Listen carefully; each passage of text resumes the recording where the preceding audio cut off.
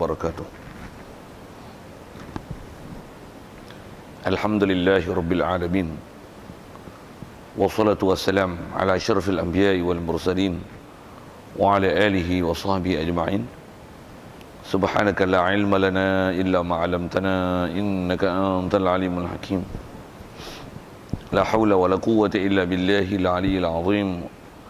Rabbi shrah li sadri wa yassir li amri wahlul 'uqdatam min lisani yafqahu qawli. Allahumma iftah 'alaina bi futuhil 'arifin bik. Allahumma ij'alna minal ladzina yastami'una al-qawla fayattabi'una ahsana. Allahumma 'allimna mimma jahilna wa anfa'na bima 'allamtana wa zidna 'ilman nafi'a ya rabbal alamin.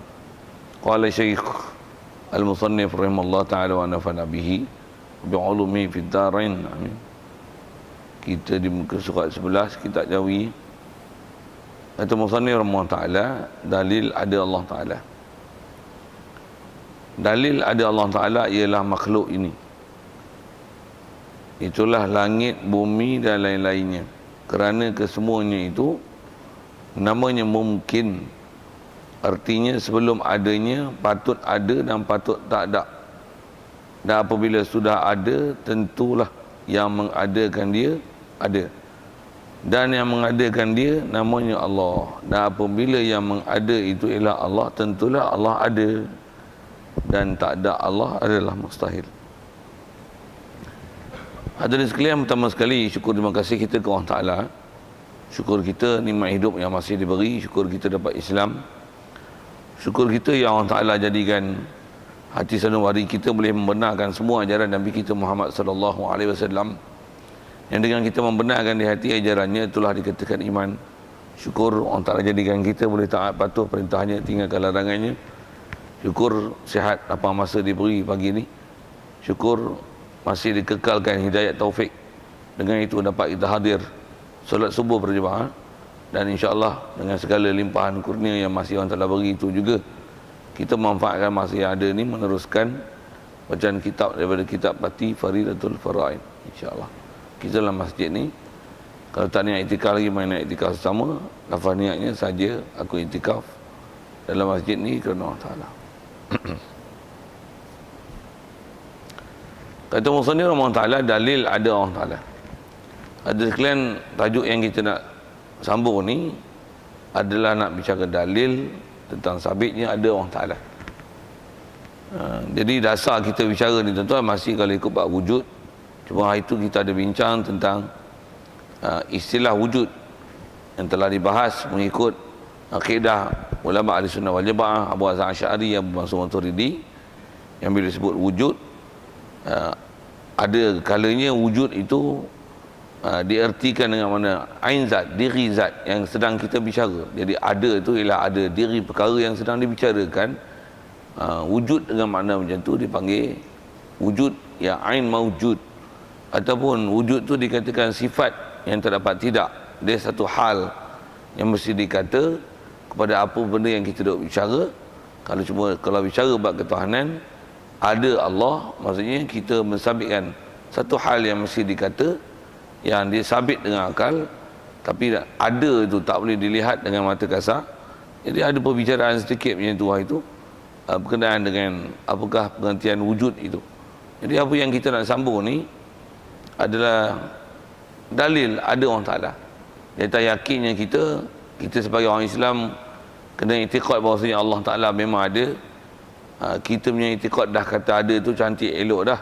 Cuma dengan apa prinsip yang telah kita belajar lepas, dengan apa bahas ulama, antara kewajipan yang kita wajib mesti ada ilmu dan kebolehan di situ dalam masalah akidah, masalah tauhid ini, selain daripada i'tikad kita ke Allah tentang kata dia ada, sabit ada, perkara yang wajib atas kita untuk kita belajar dan faham, dan mesti ada keupayaan di situ, dan hukumnya wajib.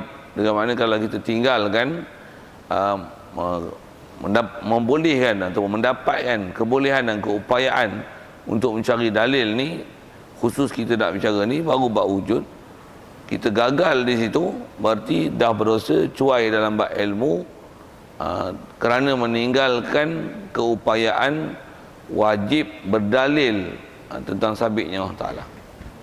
Satu tentang kalau kita perhati tentang kewajipan wajib berdalil, dan kita hilangkan keupayaan kita dengan kita dengar nak tak nak, kita ambil tahu pun macam tak apa-apa nak ambil tahu. Kalau kita faham daripada apa sebut ulama, kita tak ada keupayaan tu adalah hukum berdosa, maksudnya berdosa dah bab tu. Cuma dosa kalau bab tu bab apa? Bukan dosa bab minum arak, dosa main judi. Itu dosa langgar larangan. Ini dosa cuai belajar apa yang wajib. Satu, kita kadang-kadang tuan bab-bab dosa ni, kita kalau tak perhati elok, rasa macam apalah dosa aku buat, aku tak pernah ambil duit orang, tak pernah buat lari anak dara orang, bohong bahasa gitu, tak pernah mencuri, tak pernah kita minum arak, tak pernah judi. Bab dosa tu tak ada. Jadi rasa nyaman dan syahdunya kita, rasa macam tak pernah ada dosa. Padahal dosa kita adalah cuai, buat tak tahu, buat tak peduli tentang dalil yang sepatutnya kita wajib kena ada kebolehan dan kemampuan untuk berdalil di situ. Baik. Dan dalil kita bicara ni pun dalam bab tauhid ni, atas sebut ulama adalah dalil-dalil akal. Dalil akal. Ada pun dalil daripada nas Quran. Kalau kita sebagai orang Islam, memang Quran ni sepatutnya tak dapat tidak dah. Kita sepatutnya memang Quran ni dah mahir dah. Khususnya kalau kita sebut bab wujud, kalau kita tak panjangkan ke ayat Quran pun, dalil wujudnya orang Ta'ala apa dia, kalau berdasarkan nas Quran, dalil mudah gini, tak payah baca ayat Quran, sebut Quran ada tak ada? Mesti ada kan? Tak ada depan kita. Sikit soalan, dah Quran ada tak Allah yang menurunkan Quran tu? Adalah, apa dalilnya? Dan Quran ada, takkanlah yang menurun je tak ada. Siap. Boleh? Tuan-tuan tak ada keupayaannya tu, maksudnya tak tahulah apa punya bangsa manusia. Kutlah buah lah bahasa itu. Kasar sikit lah pagi-pagi. Baik. Itu dalil mudah sebut gitu. Itu kita sebut ke Quran yang saya kata tak payah sebut ayat Qurannya, cukup dengan umum Quran tersebut adalah mendalilkan bahawasanya memang Allah Ta'ala ada. Dan dalil pun, atas kita bicara dalil ni, apa dia dalil? Kalau sekali lalu dipindasinya balik, dalil ni kalau takrif Arab ni ialah fahmu amrin min amrin, dia ialah memahamkan satu perkara daripada satu perkara lain. Kalau kita panjangkan sikit ayat itu, dia ialah fahmu amrin ghaibin min amrin zahirin, ataupun min amrin musyahadin. Kita memahamkan dalil ni ialah kita dapat faham, dapat penunjuk, dapat clue, memahamkan sesuatu yang tak nampak, yang ghaib, daripada apa yang kita nampak. Apa yang kita nampak, yang zahir, boleh dipandang, boleh didengar, boleh dicapai dengan panca indera, yang tu yang kita nampak. Dan dengan apa yang kita nampak tu, kita boleh menganalisa dan membuat satu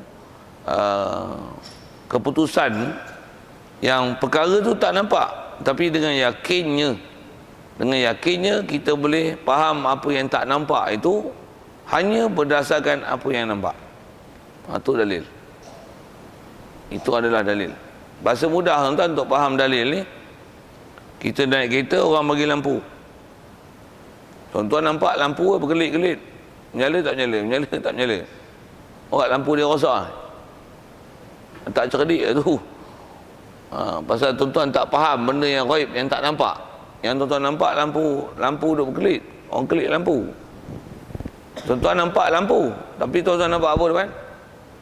Polis, banjir, mungkin lembu tengah jalan, mungkin ada kemalangan, ada ular, ada gajah. Tengoklah kebarangkalian itu. Tapi lampu tu kita boleh faham, dalil menunjukkan itu adalah indikator. Bunyi orang putih lah kot, betul rasanya orang putih itu adalah indikator, adalah penunjuk sesuatu benda yang kita nampak tu. Nampak lampu, tapi kita boleh faham selain daripada lampu tu, di sebalik lampu ada sesuatu yang boleh dipaham dan keberangkaliannya. Saya sebut dengan apa berandaian tadi lah, polis ke, JPJ ke, ada kemalangan ke, jalan sempit ke, dia kata jangan buat laju ke, bahaya ke, ada binatang ke, atau seumpama tersebut, itulah dipanggil dalil.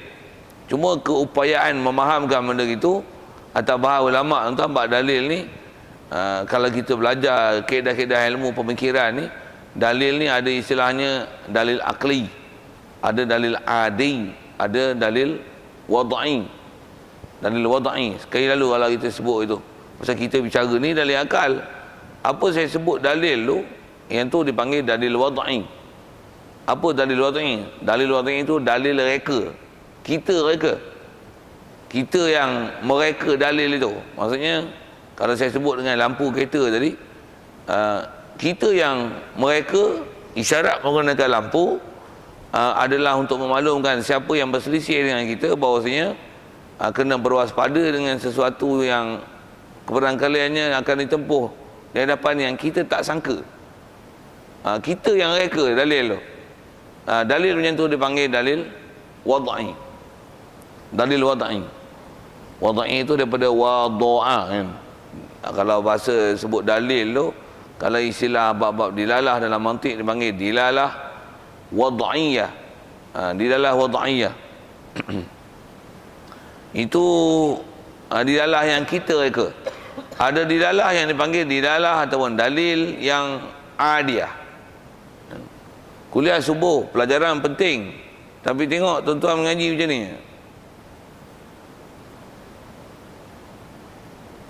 Berdasarkan faktor adat dan kebiasaan, kalau benda tu penting, tuan-tuan macam tu, yang nampak tu mengantuk lah kan. Pasal apa mengantuk? Keberangkaliannya tak minat, keberangkaliannya letih, keberangkaliannya tak faham, keberangkaliannya kurang tidur, keberangkaliannya macam mana boleh ada keberangkalian tu? Saya tak nampak tuan-tuan apa buat aktiviti malam tadi, tapi dengan faktor adat boleh faham sesuatu. Yang nampak, yang tak nampak, cuma kalau saya sebut lampu tu kita reka dilalah tu. Maksudnya kefahaman tengok lampu boleh faham sesuatu tu, kita reka, itu dilalah wada'iyah.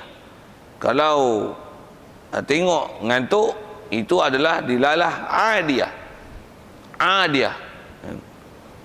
Katalah kita tengok orang mata merah, kita nampak mata merah, pasal apa?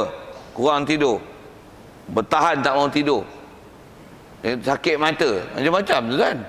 Tapi kenapa boleh faham andaian tu? Ini adalah adi, dilalah adiyah. Satu penunjuk yang berdasarkan kebiasaan. Ini adalah benda-benda yang atau faktor sabab musabab yang Allah Ta'ala natural kan berlaku kat kita atas faktor sabab musabab tu macam tu. Itu adalah dilalah adiyah. Kita bicara ni tuan-tuan adalah dilalah akliyah, dilalah akal. Dan dilalah akal ni lah yang kalau kita belajar bab akidah, dia jadi i'tiqad. Dia jadi i'tiqad. Baik, bila sebut dilalah akliyah ni, dia ialah satu dilalah yang kita boleh faham, tengok zahir, yang nampak, tapi kita boleh faham satu yang ghaib. Dan bila dipanggil dari akal, maksudnya keputusan yang kita buat tu dia tak akan boleh menyalahi. Kalau kita sebut faktor adat, faham dengan adat ni, dia kebiasaannya macam tu, tapi boleh di sebalik. Kalau wadai pun selalunya lampu itu mesti menunjukkan satu benda bahaya di hadapan. Tengok tak ada pun, dia boleh menyalahi. Boleh jadi bukan bagi isyarat pun, dia pun tak tekan lampu, dia punya wiring rosak, dia boleh menyalahi. Dia boleh lain daripada apa yang disebah rekaan kita yang reka di dalam itu. Kalau kita sebut masalah adat, itu pun biasanya atau faktor sabab musabab macam tu, tapi dia boleh menyalahi. Tapi kalau dalil akal, dia takkan salah. sesuatu yang tak salah tu dipanggil dalil akal. No. Masjid ni ada, yang buat mesti ada. Dia tak boleh sangkal lah tu. Tak ada siapa boleh sangkal. Siapa sangkal, kata apa, bodoh, dumb head, dump. Takkan tak faham, takkan tak boleh buat satu keputusan yang begitu mudah. Dan orang kata simply known kan? Masjid ada, pembuat mesti ada. Siap. Dan dilalah macam tu dipanggil dilalah akliyah. Kalau buat misal tuan-tuan, saya masih nak cerita dalil tu pasal satu keupayaan kita, khususnya kalau kita bicara bab akidah ni, atas apa ulama bimbing kita cara kaedah penaklukan akal dan berfikir tu, kita kalau mahir ni, tu yang kadang-kadang kita tak ustaz pun berfikir yang bahasa itu. Dengar kuliah pergi masjid surau, dengar kuliah baca kitab muktabar, dengar ambil faham elok-elok, walaupun tak ustaz tapi kita punya skill faham lebih daripada ustaz kadang-kadang. Pasal bab dalil ni tuan-tuan, dia di atas kaedah faham dan kebolehan menganalisa. Dia di atas keupayaan tu. Siapa yang lebih tinggi, lebih besar, apa lagi sebut, lebih kuat analisa dan pengamatan dia, maka kefahaman dia lebih tinggi.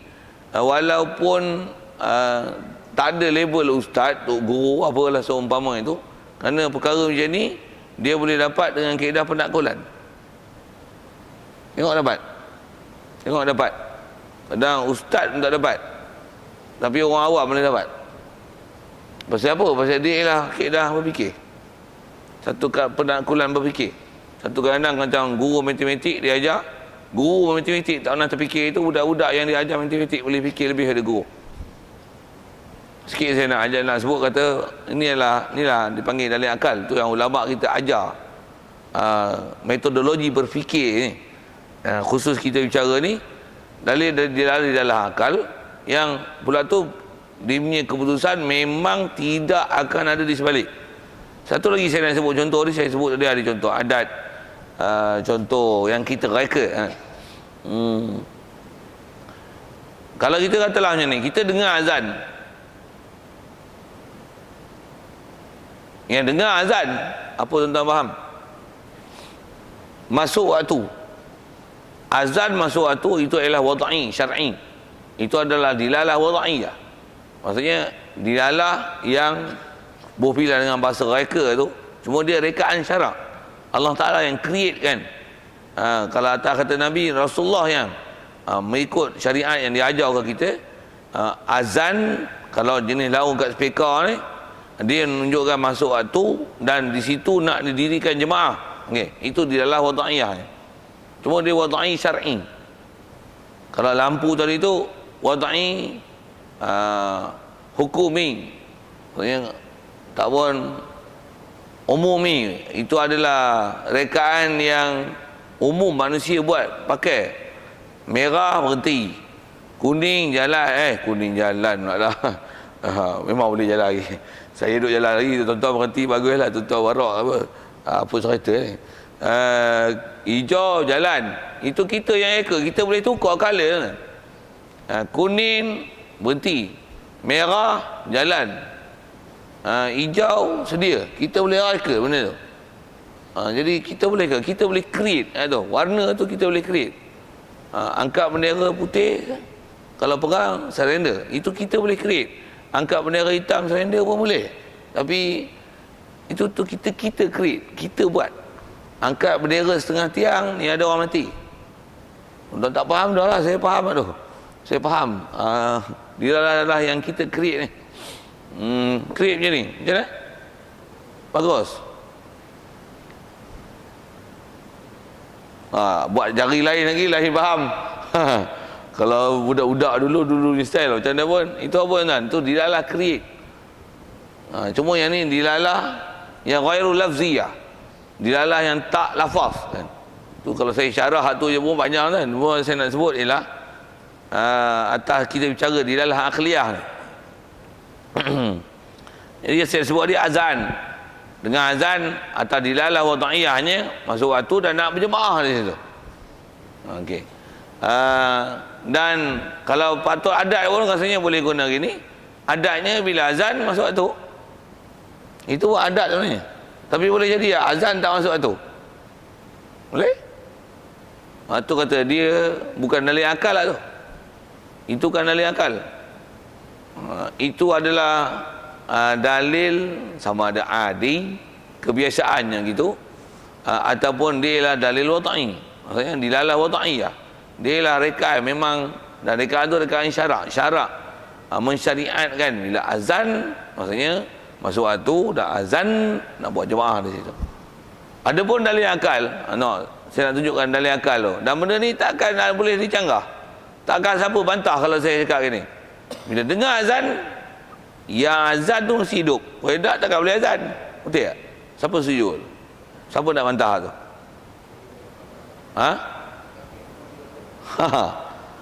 Dengar dia azan, orang azan tu mesti hidup. Betul tak? Mana boleh dia azan tapi dia mati weh. Itu tak ada siapa boleh bantah. Tapi azan mesti ke masuk waktu? Tak, kadang-kadang Bilal mengantuk. Tapi bukan Bilal sini lah. Tengok jam silap. Tengok jam silap. Apalah macam-macam kesilapan tu, keberangkaliannya ada. Tapi bila dia azan, dengar azan, dia mati. Tak ada siapa boleh terima kenyataan itu. Nobody will accept it. Mesti semua kata bila azan mesti orang tu hidup. Kalau hidup mati nak azan ke mana weh? Itu adalah di dalam akliyah.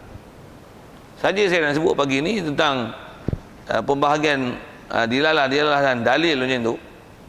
Pasal keupayaan kita menilai dalil macam ni tu menyebabkan jadi cerdik kan. Macam mana pun nak cerita tu memang kalau bab dia betul panjang lah. Saya nak sebut tu pasal kita bicara ni, dalil yang kita nak bicara ni ialah dalil akal. Satu dalam bab akidah tak jadi bab i'tiqad, melainkan semua dalil akal.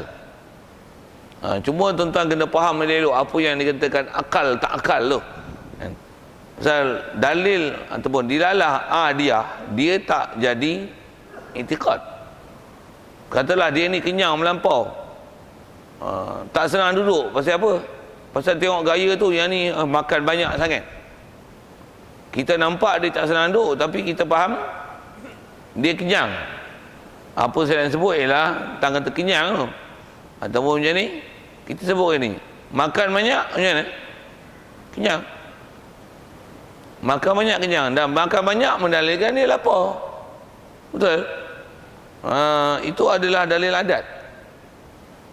Cuma nak kata bila makan banyak kenyang, adakah memang makanan itu mengenyangkan? Tu kalau faham makanan mengenyangkan tu adat. Tuan-tuan i'tikad itu sesat. Dalam bab akidah sesat. Pasal apa?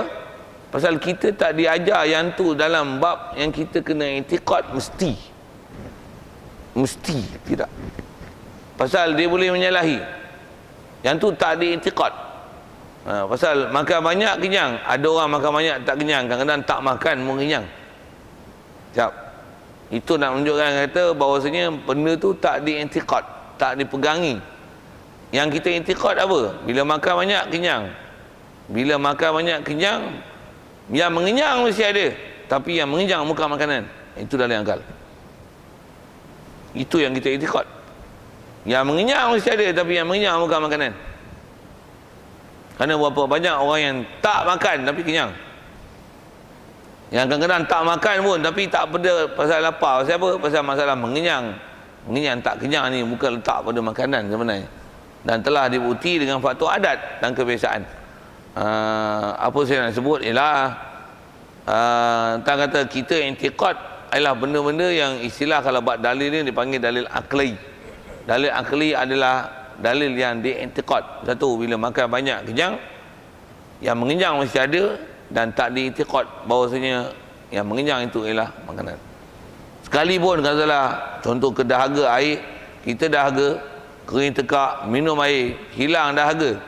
Walaupun hilang dahaga dengan minum air, bab i'tikad kita tak i'tikad air menghilangkan dahaga. Pasal itu adalah benda kebiasaan. Biasanya minum air hilang dahaga. Ada orang minum air pun tak hilang dahaga. Ada orang dahaga pun hilang tanpa minum air. Jadi minum air. Air bukanlah penghilang dahaga. Kalau dia penghilang, surely siapa minum mesti hilang dahaga. Tak minum mesti dahaga. Tapi tak macam tu, bahkan kadang berlaku sebalik. Bila berlaku sebalik itulah maka tak diintiqad air penghilang dahaga. No. Di atas nak sebut fatwa adat, kalau dahaga minumlah air, you can suggest macam tu. Tapi tak diintiqad. Intiqad ialah perkara-perkara yang panggil dalil akli. Apa dia? Minum air, hilang dahaga, penghilang dahaga mesti ada. Tapi penghilang dahaga tersebut bukan air. Siapa? Mesti penghilang air. Penghilang dahaga tu ada. Atas akidah yang diajar ke kita. Penghilang dahaga ialah Allah. Macam mana boleh faham itu? Itu dilalah akliyah. Itu dilalah akliyah. Kalau orang kata yang hilang dahaga tu air, itu adalah dilalah adiyah. Adiyah tak ada, adat tak jadi i'tiqad. Adat tak i'tiqad lagi. Walaupun tuan-tuan dahaga tak minum air. Minum air hilang dahaga. Air ni lah hilang dahaga ku. Tak. Tidak. Dengar. Pasal kita diajar dengan akidah, dengan satu benda yang mantap, baru itu diiktikad, baru diyakini. Yakin ialah perkara yang memang sepatutnya diletakkan taraf yakin, baru diyakin. Kalau perkara yang tak berada di tahap yakin, maka dia yang tu tak diiktikad. Dia tak diiktikad. Saya nak fokus tentang tak diiktikad tu. Baik. Jadi atas kita bicara dalil ada Allah Ta'ala. Macam mana nak i'tiqad? Mesti ada Allah Ta'ala. Pasal dia adalah dilalah akli. Dia bukan dilalah adi. Baik. Jadi atas sekali lalu definisi dalil tadi yang kata fahmu amrin ghaibin min amri musyahad. Fahamkan satu benda ghaib daripada satu benda yang boleh dilihat, dan dia punya alaqah, hubungan dia adalah dalam bentuk akli. Jadi dalil ada Allah Ta'ala apa dia? Dengan kaedah pendakluan akal ni disebut gini, dalil ada Allah Ta'ala ialah makhluk ini. Dia tunjuk makhluk tu, dia bagi hak besar kat kita. Langit, bumi dan lain. Paling mudah kita lah. Saya selalu sebut itu. Kalau buat dalil ni, fikir jauh-jauh kok payah fikir kat kita. Kita dulu tak ada, sekarang ada. Kita ada. Ada kita mendalilkan ada Allah. Siap. Mudah je. Kenapa pula ada? Pasal kita ni ada. Tapi dulu kita tak ada. Sedarkan lagi tu. Yang tu kebolehan pendakluan akal fikir. Pasal tengok dari sisi kita ada. Tapi kita kalau tak boleh analisis, tu tumpul kita untuk memahamkan dalil yang kata benda zahir yang kita nampak, kita tak boleh faham sesuatu yang ghaib. Hak tu yang tumpul tu. Yang tu yang ulama kita asuh. Macam mana nak memahamkan kaedah di dalam akliyah tadi. Yang saya sebut tadi, kalau lampu kereta tu, kalau kita tengok lampu kereta tu, kita berselisih kereta, orang bagi lampu. Kalau tuan-tuan kata, lampu tu apa pasal? Pasal kereta, apa pasal kereta dia banyak sangat rosak lampu bagi ni, maksudnya tuan-tuan tu something wrong. Orang tak bercerdik, tak boleh faham sesuatu, tak boleh ada keupayaan menganalisa dan membuat keberangkalian. Yang tu pun barangkali ya tuan-tuan. Apa dia? Kita duk bicara ni bukan barangkali, dia benda pasti je. Apa dia? Ada kita yang kita dulu tak ada tau. Bayangkan 100 tahun dulu kita duduk mana? Memang tak ada. Bila kita tak ada, lepas tu ada, mesti ada yang mengadakan. Dan mengikut prosesnya, yang mengadakan kita ni keluar pada mak bapak kita. Mak bapak kita pun dia bukan create kita. Dia bukan create kita macam mana kehendak mereka tau. Muka macam ni, mata macam ni, tangan macam ni, kaki macam ni. Mereka bukan creator kita. Cuma atas prosesnya adat kita keluar daripada mereka melalui proses pemanian, apa seumpama tu lah nak sebut tu kot, tak apa tak cantik sebut. Tapi dengan proses macam tu, maka lahirlah kita. Ada mirip muka, mirip mak, mirip bapak. Atas kajian sainsnya ada kromosom XY lah, apa-apa tu. Ada faktor-faktor genetik macam ni, satu muka macam ni. Itu faktor adat. Di atas kaedah akalnya apa? Kewujudan kita pula tu datang proses pemanian apa, sperma masuk ke ovum, persenjawaan berlaku, membesar, membentuk zygote, embrio lah apa-apa tu. dengan istilah sains, itu adat. Mak bapak kita pun tak tahu benda-benda tu. Dia sendiri, bukan dia yang proses, tapi be process. Somebody process it. Apa kita faham dengan kaedah berakal ni? Mesti yang memproses itulah yang mengadakan kita. Dan surely bukan mak ayah kita, tapi must be somebody there. Dan somebody itu kita bicara ni wujud. Mesti wujud.